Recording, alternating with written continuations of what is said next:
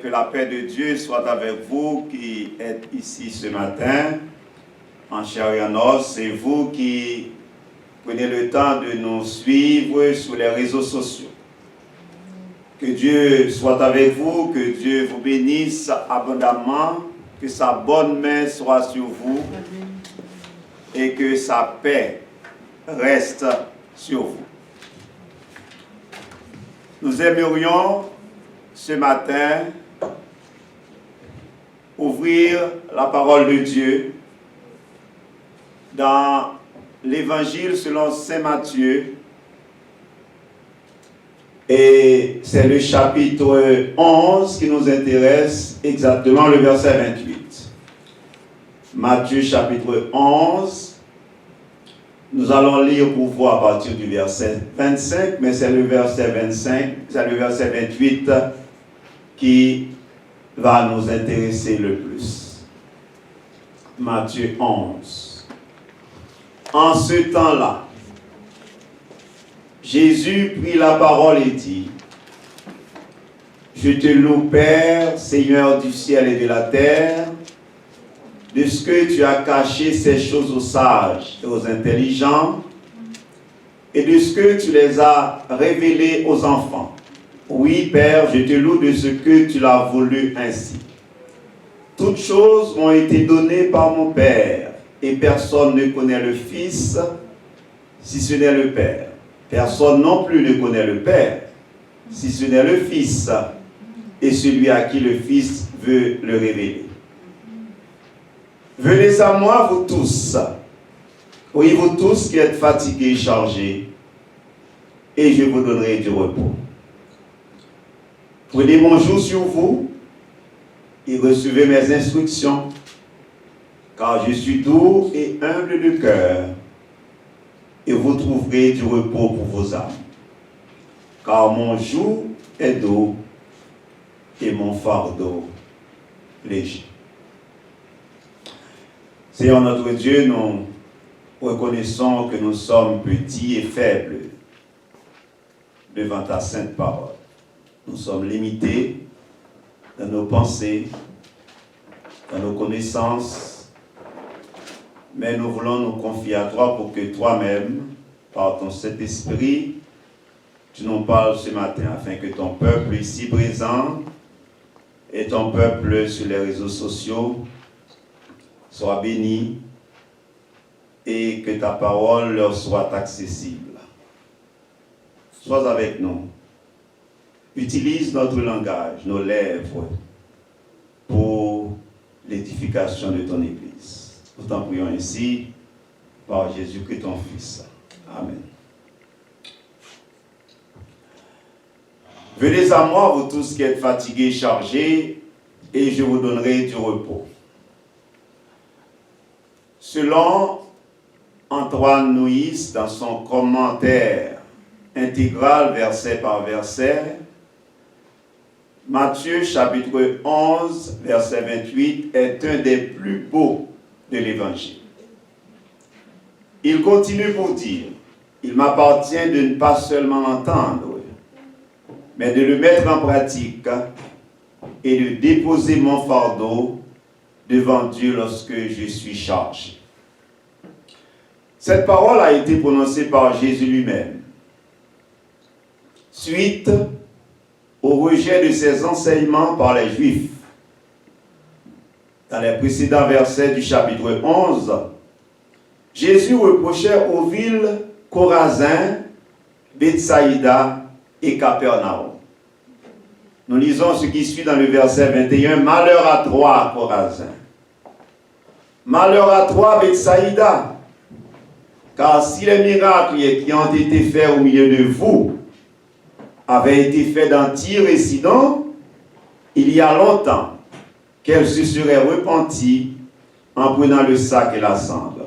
C'est pourquoi, je vous le dis, au jour du jugement, Tyr et Sidon seront traités moins rigoureusement que vous. Et toi, Capernaum, seras-tu élevé jusqu'au ciel? Non. Tu seras abaissé jusqu'au séjour des morts. Car si les miracles qui ont été faits au milieu de toi avait été fait dans Sodome, elle subsisterait encore aujourd'hui. C'est pourquoi je vous le dis, au jour du jugement, le pays de Sodome sera traité moins rigoureusement que toi.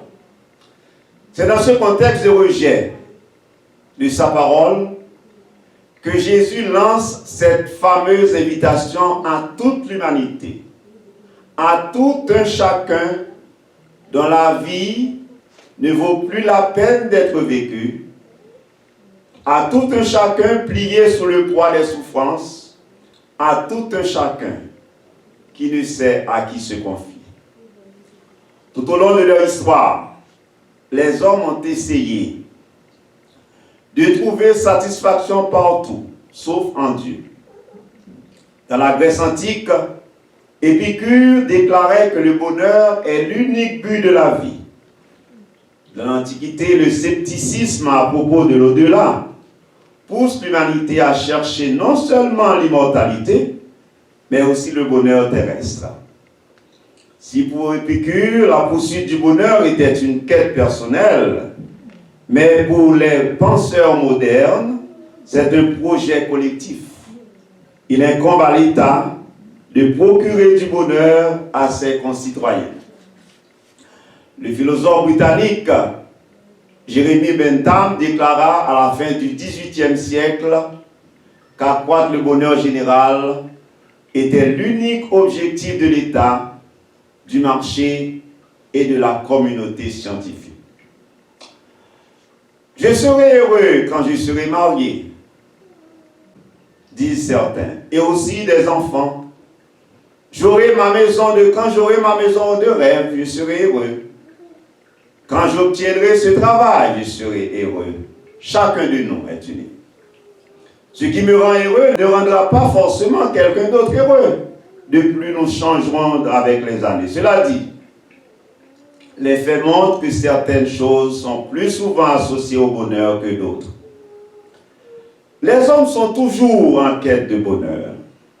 Souvent, l'homme s'éloigne de la façon de trouver le bonheur, tout désiré. Et nous lisons ce qui suit dans le psaume 127.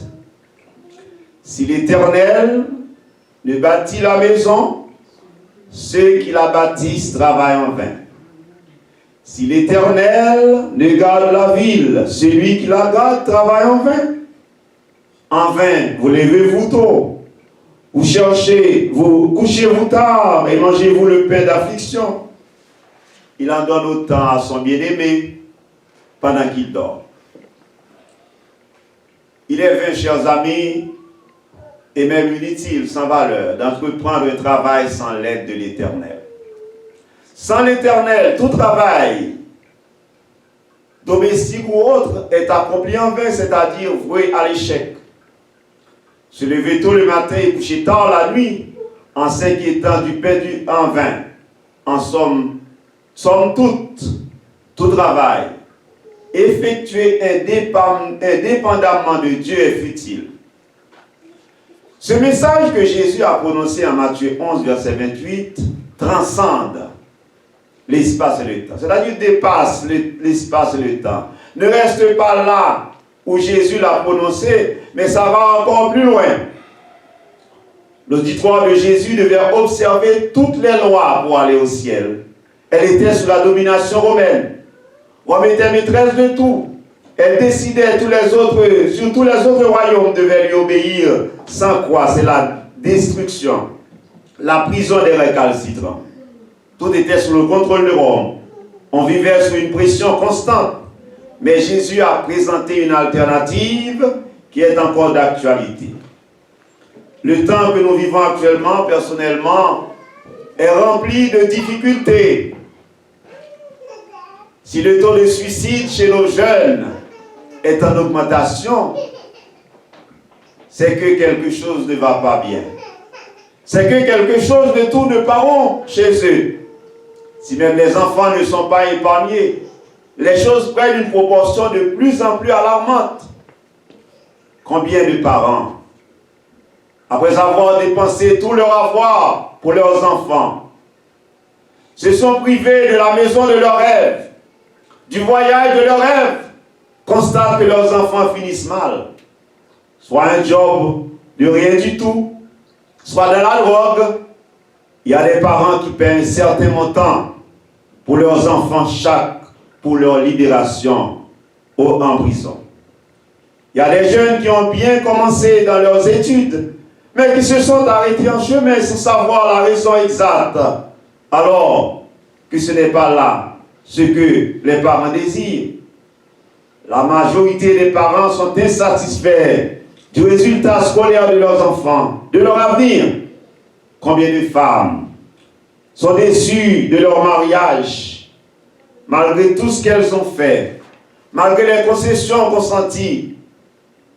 Rien ne fonctionne, rien ne marche. Il y a des hommes qui se plaignent à cause de leurs épouses, de leur épouse. Rien ne marche. Nous vivons vraiment dans un monde de difficultés. Nous vivons vraiment dans un monde de problèmes de toutes sortes, de tout genre. Mais Jésus nous adresse une parole ce matin. Jésus nous invite à venir à lui.